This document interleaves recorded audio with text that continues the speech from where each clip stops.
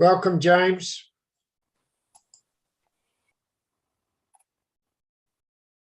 Yeah, hi Mark, thanks for the invitation.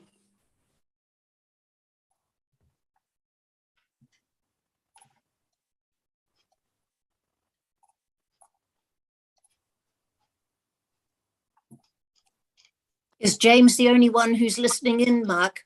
No, we've got Joe Gravitt, Gary Webber, and we're waiting on Graham Mills from the Omanua Kaimai Rural Ratepayers Association.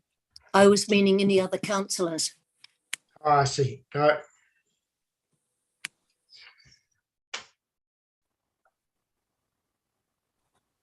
They're all watching the women's cricket or the women's rugby, Margaret.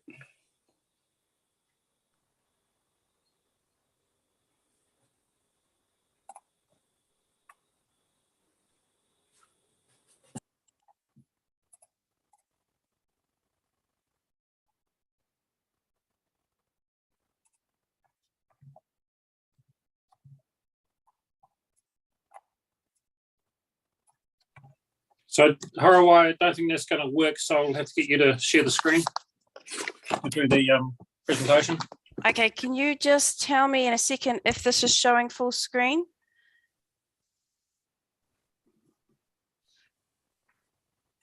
Mine's not.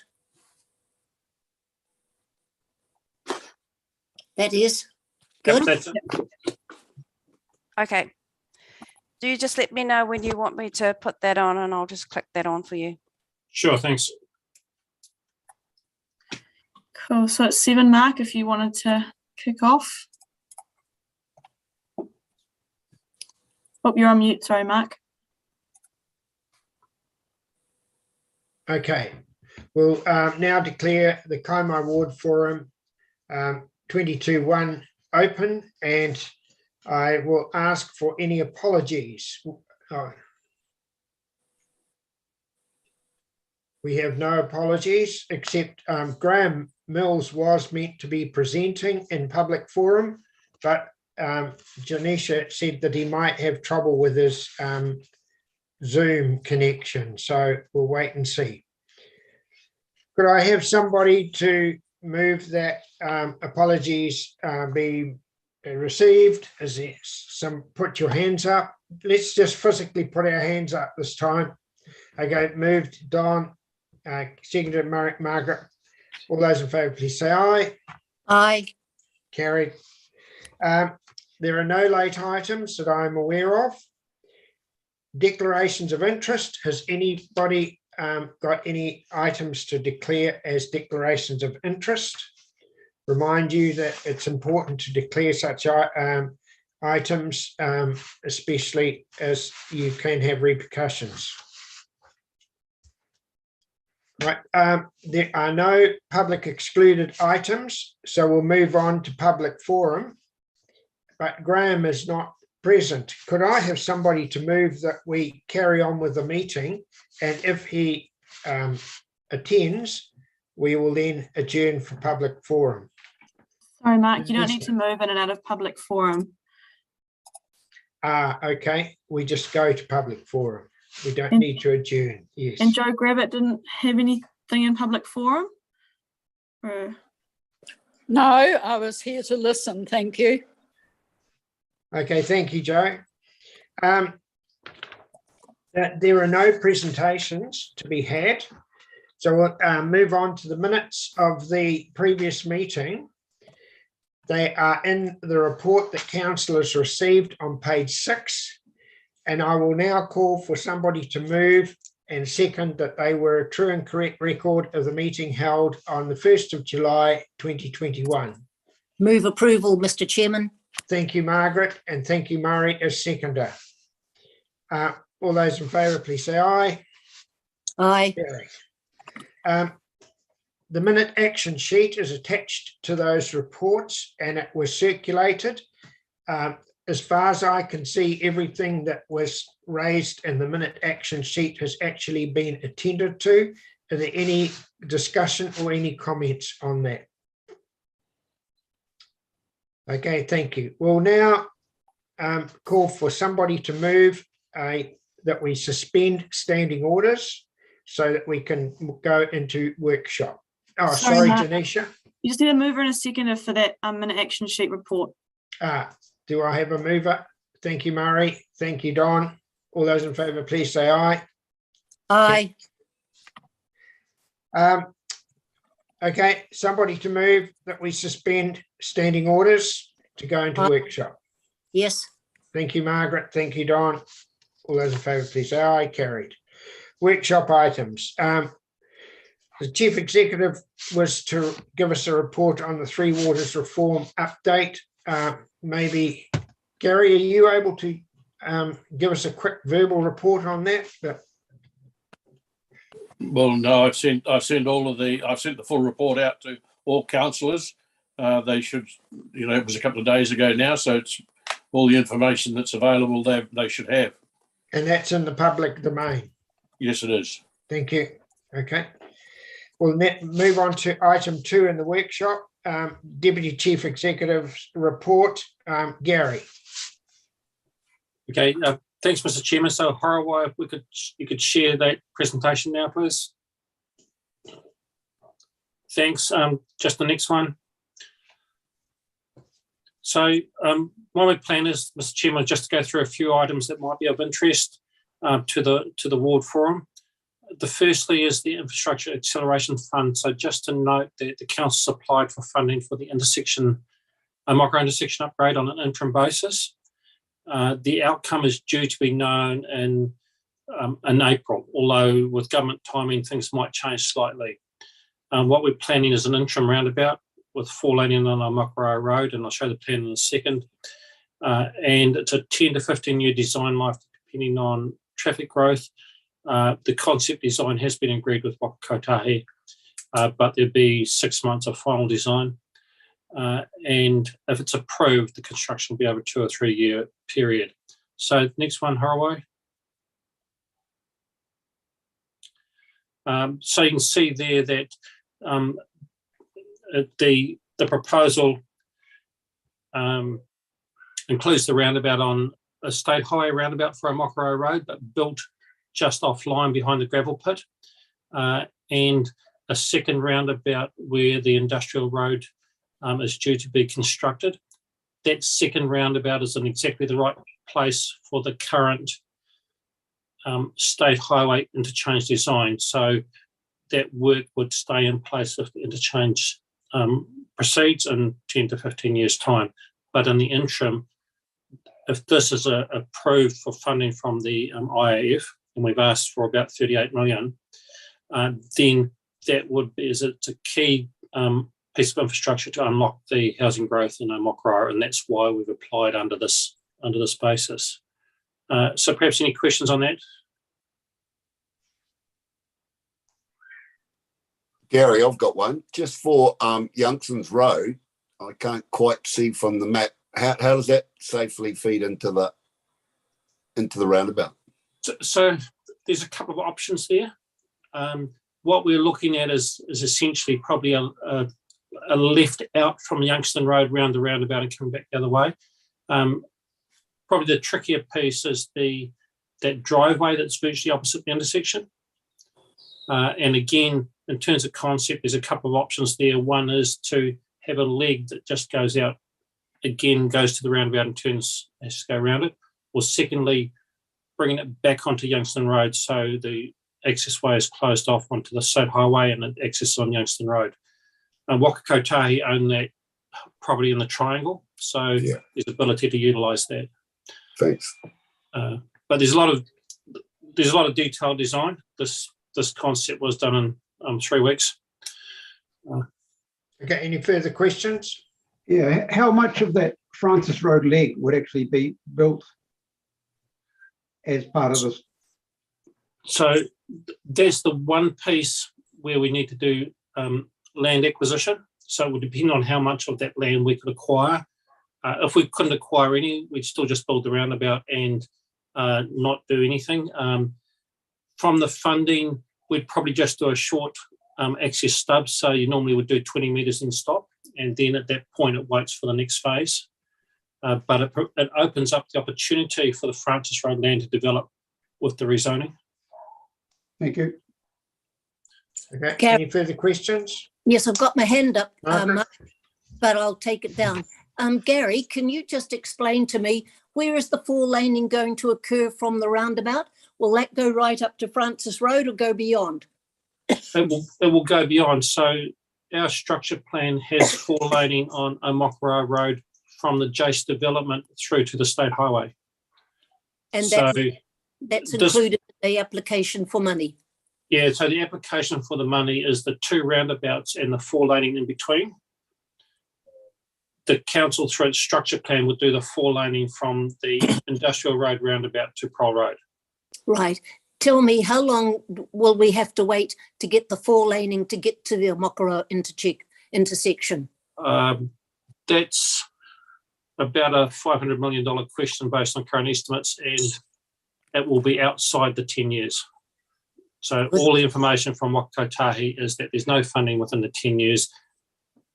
It's outside the 10-year program, but there's nothing beyond that in terms of timing. Thank you, Gary. Okay, thank you, Gary. Okay, next slide. Sorry, hold on before you go. My hand's up as well. You might want to clarify which Francis Road you're talking about, Gary. This is not State Highway 2 from Omokara Road to Francis Road. It's the Omokara Road from State Highway 2 to the roundabout. You're talking about 4-laning, aren't you? Sorry, yes, absolutely correct. So it's only 4-laning's only on Omokara Road. The 4-laning that Margaret asked about on the state highway is outside 10 years, which is the extension of the TNL. But the work that we're talking about and shown in this plan, we would do a little bit of 4-laning on the state highway just to lead into the roundabout, but the main 4-laning is on Omokara Road. So thank you, Gary. Okay, I thank understood. you. Okay, this is probably, it's not a particularly good plan, but this is just showing the Tapuna industrial area, and just to advise that the full wastewater connection from the Tapuna village area has been connected to the Omokara pipeline. One of the properties is already connected.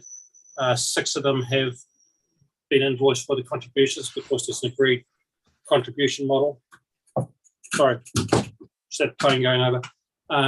So this, from a council perspective, the infrastructure is in place. It is now up to the property owners to join to that infrastructure. Gary, could I ask you, Gary, what's happening with that Tapuna Hall? Will they be up for the fee to connect to this sewage scheme? So I haven't caught up on whether that's been connected or not, and I understood the Hall Committee was considering the options. What we've said is we would treat them the same as we have treated other halls at Marai in terms of a connection, and with the SIP money. So this is purely around the SIP money, and the connection would be a free connection, but then they would have to pay the ongoing annual fees as per council policy, which with your reset council policy is from memory one UAC per annum. Okay, thank you. Margaret? Gary, can you remind me, what's the contribution that the people who are in the village are having to make, each one? Connect.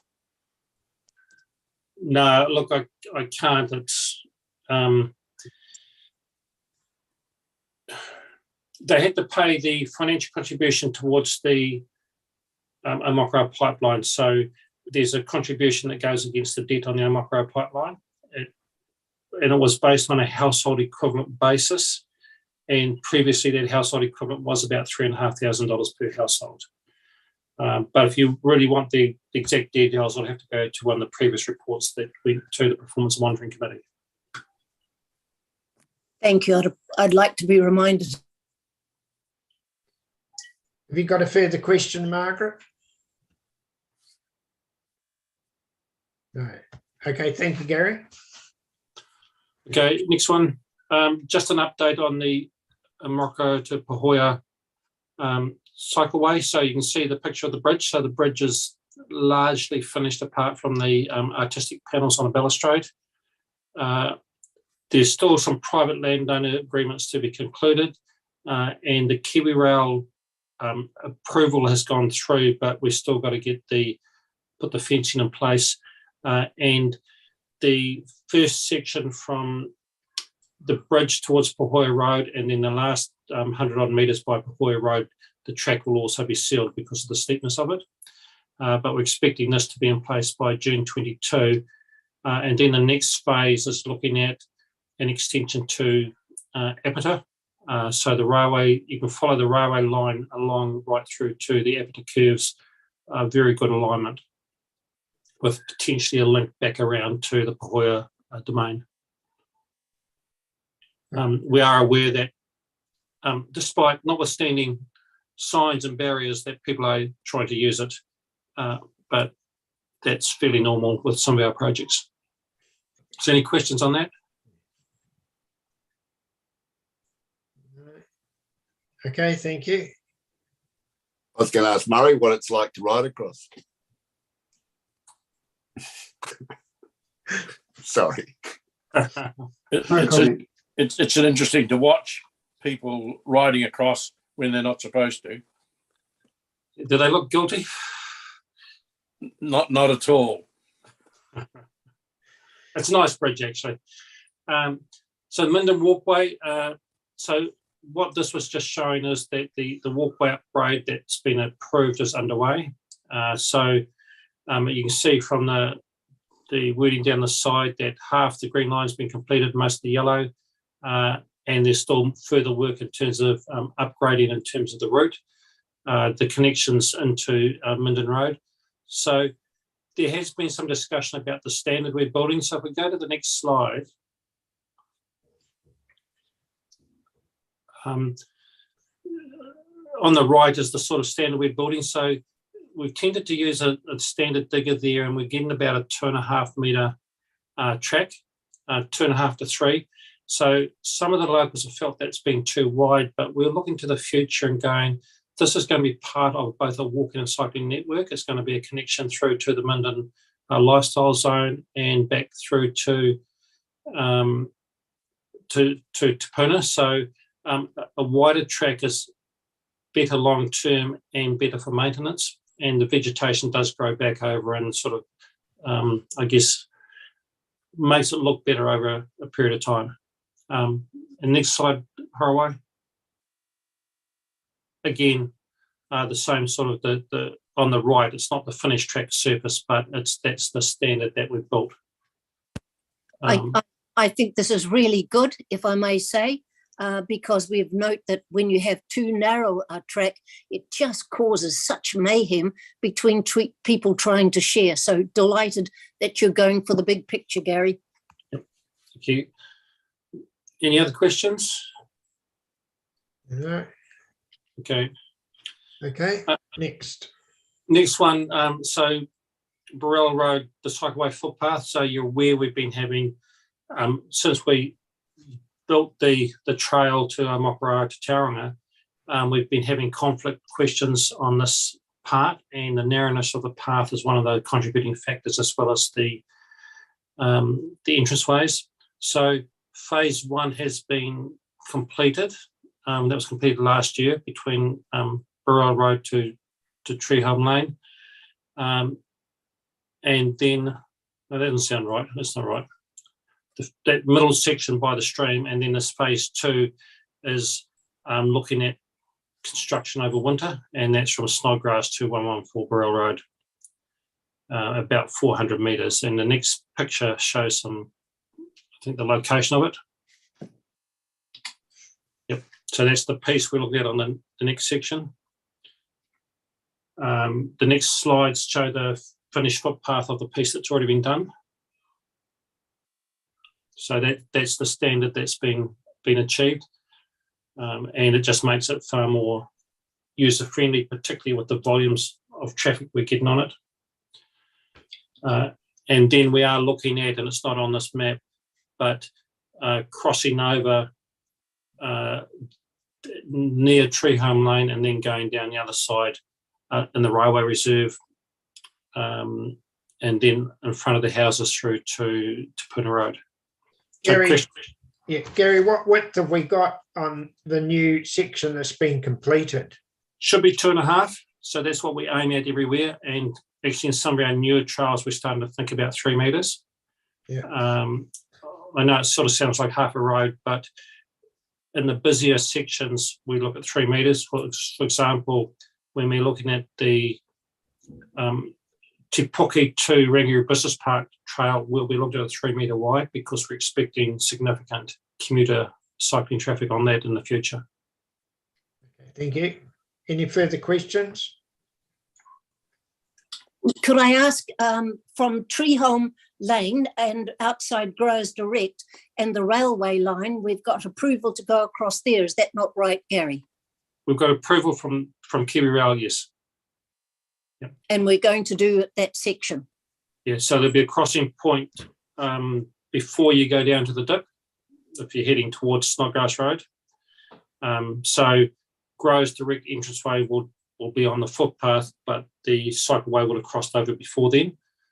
I would like to say, though, that not everyone will go to the wider route. Some will stick on the old route and some will ride on the road. So there's going to be a mixture of users on the route.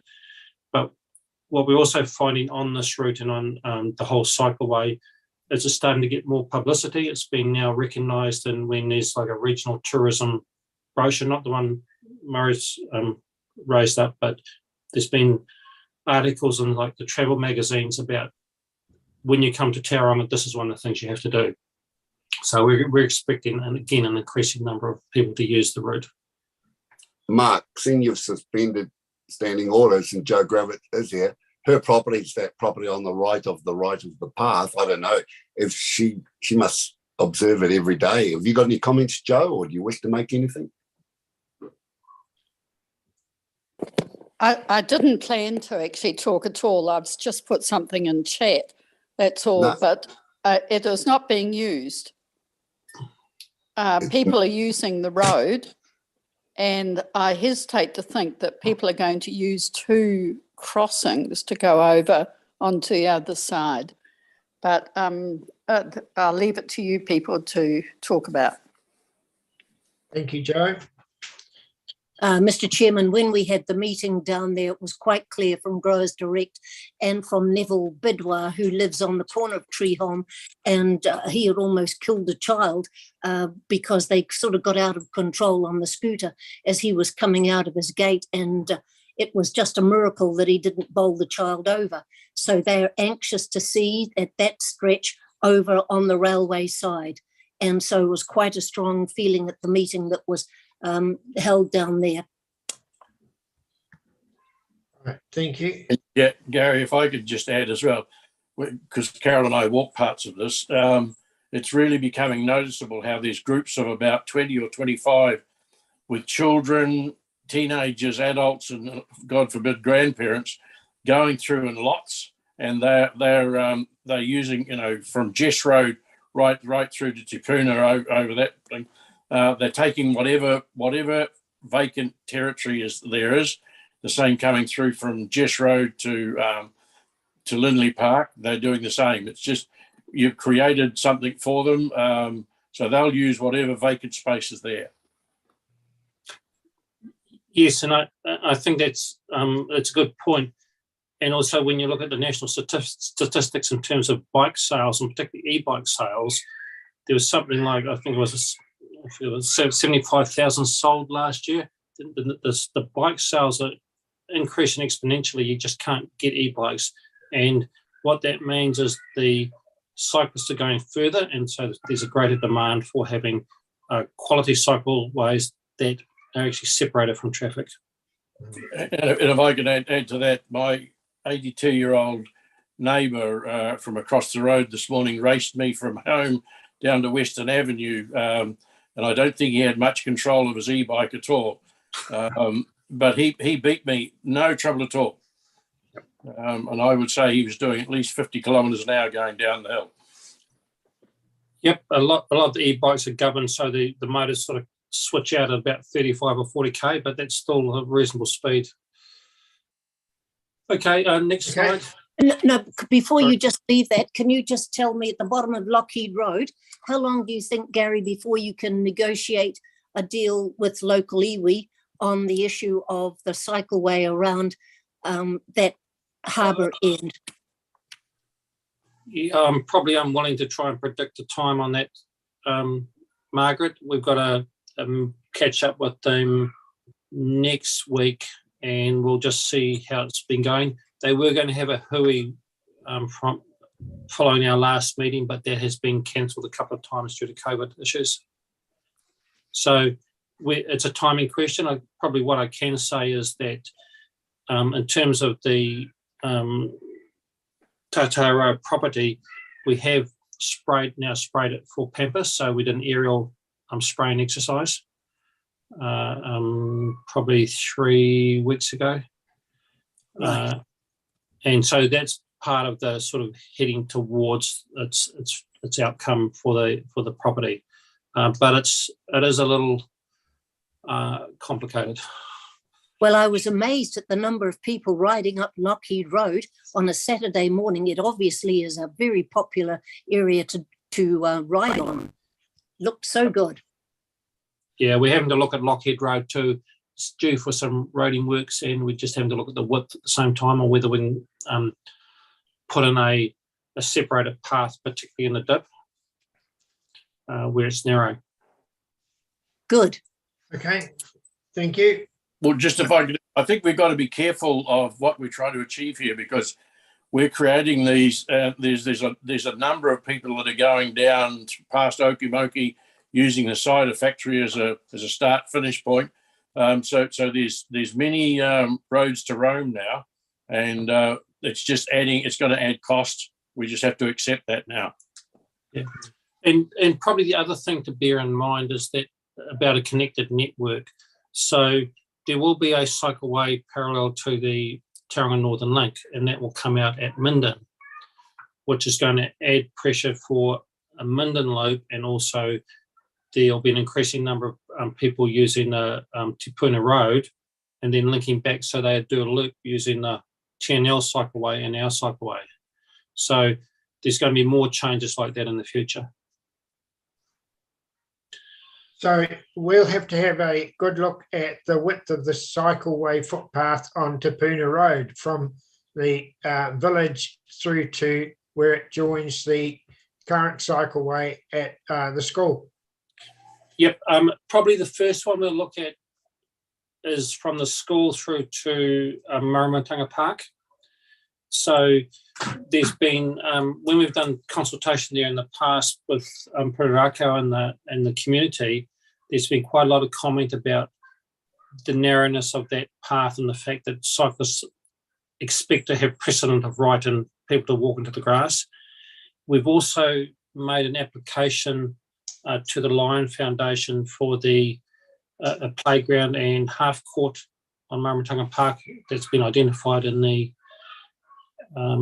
reserve management plan. And if that's approved, so we've asked for 200,000. If that's approved, we would then add some of the council funding that's been allocated to it and upgrade the path from the school, and then also bring it round the corner along Maramatanga Park, past the Scout Hall to the next road, just to try and improve that walking and cycling ability within that community. Okay, thank you. That area from the school to down round the corner and down the dip is very, very tight on a bike. Yep. Yeah. So Gary, and from the Minden to the school on Te Puna Road, you don't see that as being quite so urgent? Is that what you're saying? At the moment, I don't see it's quite so urgent, and also recognising that we are looking at the potential extension or opening up Armstrong Road, the Armstrong Road extension through to Clark Road. Is it Armstrong Road that goes by the pack house? Yeah. Yep. Armstrong Road extension, yeah. Yep. Opening up Armstrong Road extension is a potential. It is steeper on both sides, but there's also potential to link that through to that land that council bought at 109 Clark Road.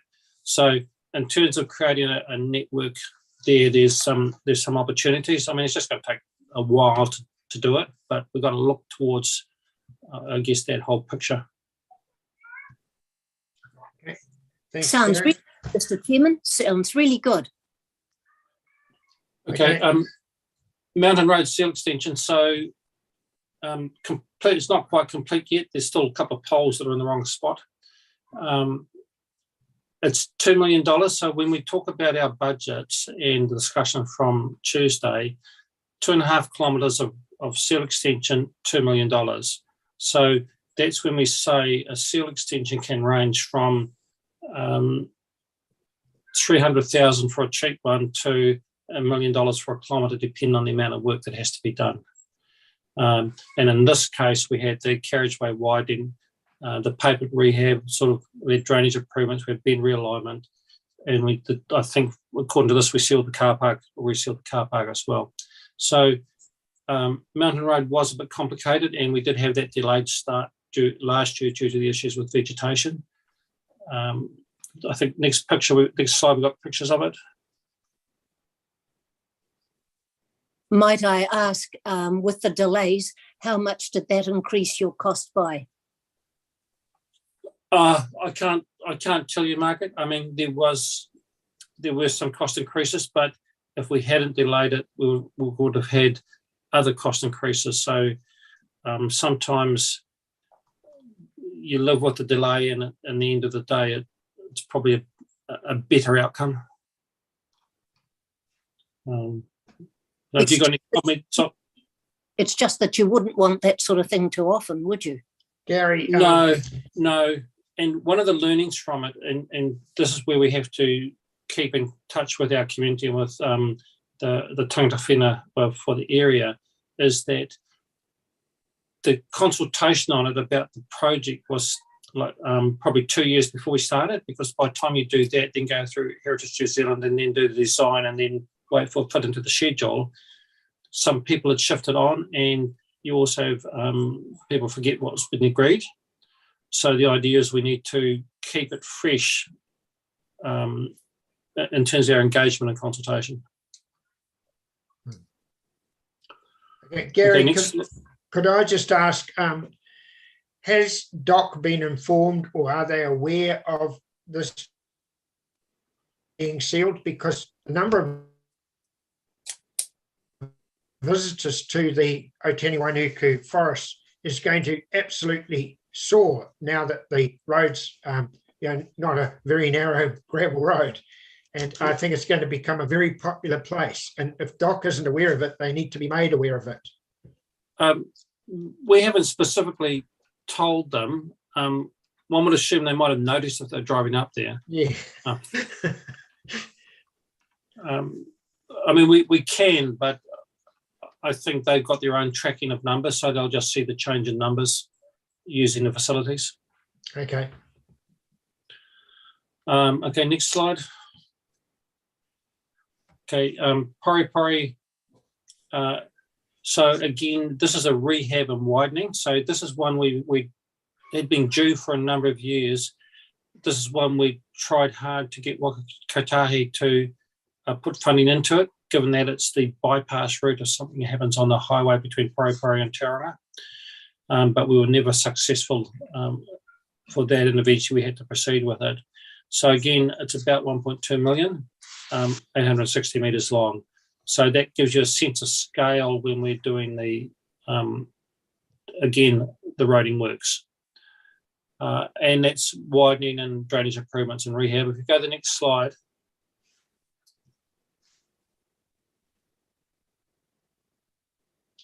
So you can see there where the seal is currently, and that was the width of it. From memory, it was only probably about 4.6 or 5 metres. It was quite narrow.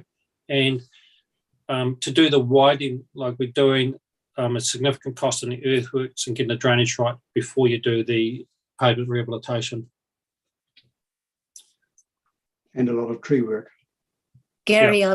I've had some criticism from people in Kumi Kumi Road who feel as though the intersection where there was a great need for upgrade is not been included in this. So I haven't been out to have a look, but that was a message I got even just yesterday.